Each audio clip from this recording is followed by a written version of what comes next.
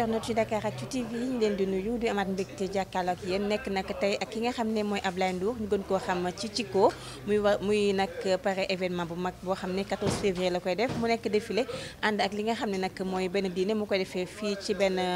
restaurant de la place ñu nekk ak moom nag ñu bàyyi rek ñu gën a xam kan mooy Ablaye ki nga xam ne moom Marco by Tyco.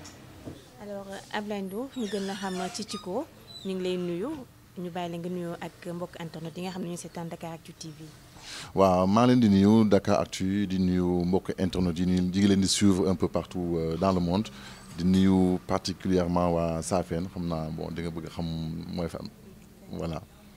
turu Tyco fan la jógee. waaw Tyco parce que c'est un surnom la dañ ma tuddee Tyco boobu xale laa woon du nom de Tyco Cikaya chanteur congolais la woon des années 80 donc bi ma nekkee xale ma bëggoon musique am doon passer toute la journée di fecc Tyco moo woyoon Soukous Machine ainsi de suite donc Tyco foofu la jógee. mën nañu xam kañ nga dugg ci li nga xam ne mooy couture. waaw couture maa ngi ci dugg carrément en 2010 2011 voilà 2010 2011 laa commencé couture mais la marque by Tyco maa ngi ko créé en 2013 waaw ma defoon ko lancement bi fii laa ko defee woon. am na benn boîte bu tuddoon Célébé yoon fa laa ko defee woon donc c'était en décembre 2011. léegi yàgg na ñu gis tamit dafa am benn façon ñaw ak tissu boo xam ne moom nga opté lan moo tax nga choisir loolu. waaw xam nga ñaw nag dafay surtout la couture sénégalaise dafa évoluer lu bëree bëri donc ma gis ni routine la ngay ñaw basin. loolu mooy routine bi donc mu am beneen tendance boo xam ne xew na depuis quelques années mooy super 100 ñu siy def nag lu rafet ñuy créer di innover di xam nga di def loo xam ne franchement da nga koy mën a sol fépp foo mën a dans n'importe quelle cérémonie mën nga ko sol te da ngay nekk à l'aise tissu super 100 moom la mooy ëpp li may ñëw mais néanmoins damay def tradition bi maanaam di ñëw bassin couture broderie ainsi de suite 217 jigéen ak góor yëpp voilà. ñu xam rek sa origine ak fan nga jógee ñëw Dakar wala fii Dakar fi nga cosaanoo. waaw man maa ngi dëkk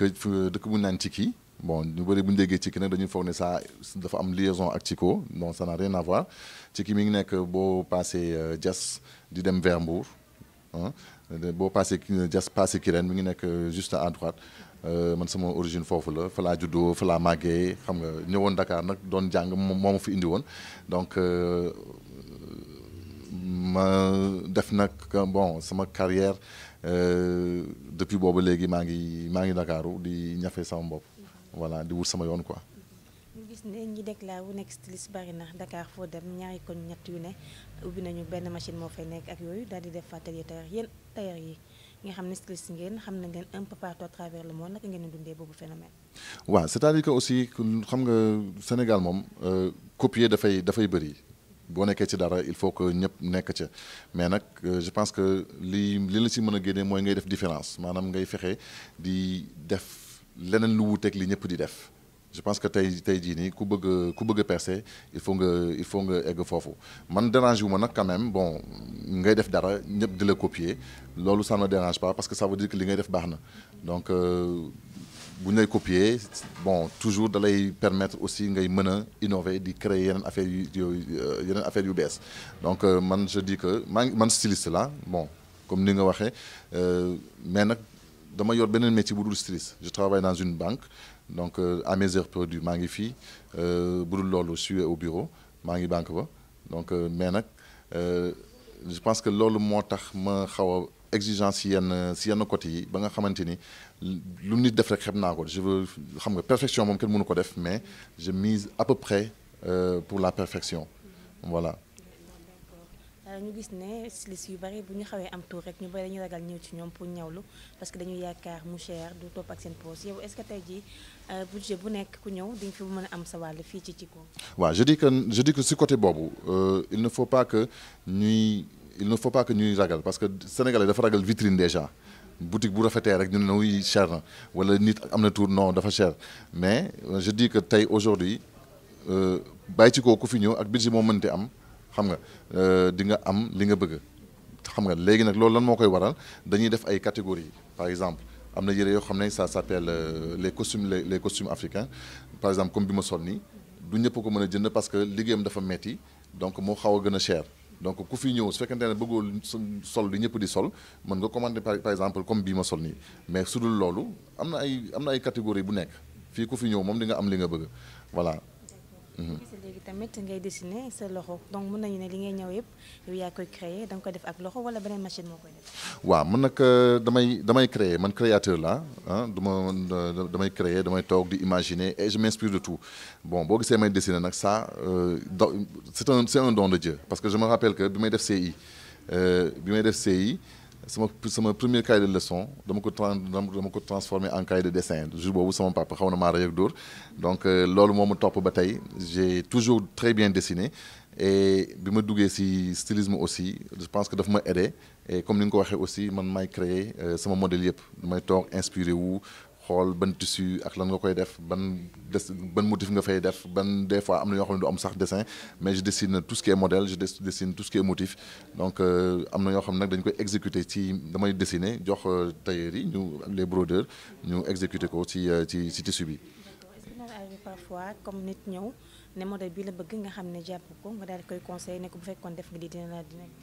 waaw effectivement ñu bëri de bu ñuy ñëw am na ñoo xam ne bu ñuy ñëw dañuy indaale seen modèle ne bii laa bëgg nga defal ma ko mais dama naa la non bi nga indi teg ko ne le man je vais te proposer loo xam ne da nga koy boo ko defee moo lay gën a jàpp li nga indi wala nga ne ma non modèle bi laa bëgg soit ak couleur bi ak sa teint ça ne va pas mën na la non bii boo ko jëlee non teg ko ne le jëleel bii donc toujours que du ñu nekk juste di exécuter ay ñaw mais nag dañuy nekk conseiller en habillement en même temps. donc voilà léegi ku fi ñëw moom dañ lay conseiller ne la lii moo gën bii donc ainsi de suite. d'accord ngay pare événement bu mag jàpp ko jour bi nga xam ne mooy 14 février di Saint-Valentin la moo tax nga choisir jour boobu pour def sa événement. waaw jour Saint-Valentin parce que je pense que bon nit ku nekk aussi di nga toll foo xam ne da ngay gisee fu sori. donc Saint-Valentin c'est un événement boo xam ne c'est pour fêter l'amour et c'est annuel donc je me suis dit que bon pourquoi pas ma jox nit ñi rendez-vous le jour de la Saint-Valentin ñu ñëw ànd ak ñi nga xamante ni ñoom lañ bëgg ñu toog def dîner toog seetaan bàyyi ci ko def défilé innovation la bëriwul donc ma choisir Saint-Valentin bi parce que jour la boo xam ne c'est un peu exceptionnel. boo gisee Saint-Valentin bi aussi parce que dafa bëri ñoo xam ne des fois nit ñi dañuy gis jigéen ñi di dugg di génn bàyyi ci ko di dugg di génn la plupart du temps c'est pas pour ñoom mais seen jëkkër la ñuy ñawal comprends nga des fois xam nga xale Sénégal dañuy vraiment dañuy sëy waaw ñi am na si ñoo xam ne vraiment dañuy sëy des fois nga gis jigéen romb ne la non am na lu ma romb lu rafet fii sama jëkkër laa ko bëggal donc pour permettre leen ñu génn ànd ak seen jëkkër yooyu noonu ma invité leen en tant que client en tant qu'ami ñu ñëw toog am def dîner après seetaan bàyyi ci ko def défilé ànd ak seen jëkkër ñu xam ma ci en même temps je pense que c'était une bonne idée et que ñu ngi si comme ça commence quand même à faire un grand buzz quoi. d'accord bi moo nekk premier événement booy organisé wala. non man yàgg naa organiser des événements daaw man maa organisé le show Yo Work en collaboration avec un autre styliste c'était un événement c'était le 15 avril de l'année dernière et à la place du souvenir événement bu mag la woon donc événement moom chaque année toujours damay def ay événements et cette année-ci aussi maa ngi pare benn événement ça sera peut-être au mois de juin ou juillet défilé bu mag lay doon mais du nekk juste ay yére mais on va essayer de faire la promotion de l'artisanat africain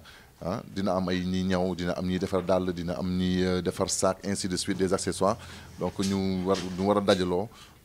def benn événement bu mag le suivi d'un expo et vente le lendemain je pense que loolu aussi maa ngi ci projet bi et c'est pour bientôt au mois de juin ou de juillet. D'accord donc Sénégalais yëpp ak ses clients yi yaa ngi ñu jox rendez-vous 14 février. waaw les Sénégalais les clients surtout maa ngi leen di jox rendez-vous le 14 février. parce que dama am collaboration bu baax avec le Café de Rome ku ko xam ne c'est un milieu vraiment chic ay kilifa nga fay fekk ay bon ainsi de suite et le 14 février au café de Rome inchallah Baytiko et Café de Rome en collaboration ñu def benn dîner au menu dîner au menu à 15 000 francs par personne plus ce dessert je pense que c'est donné loolu samay invité la ñu defal loolu ah les bons sont déjà disponibles les tickets sont disponibles mën nañ ko am au niveau de Baye Thiko à Derklé. mbokk internet yi ko ñu leen di remercier ñun tam di leen jox rendez-vous le 14 février incha allah ànd ci ak défilé bi nga xam ne Baye Thiko moom lay organiser merci à vous.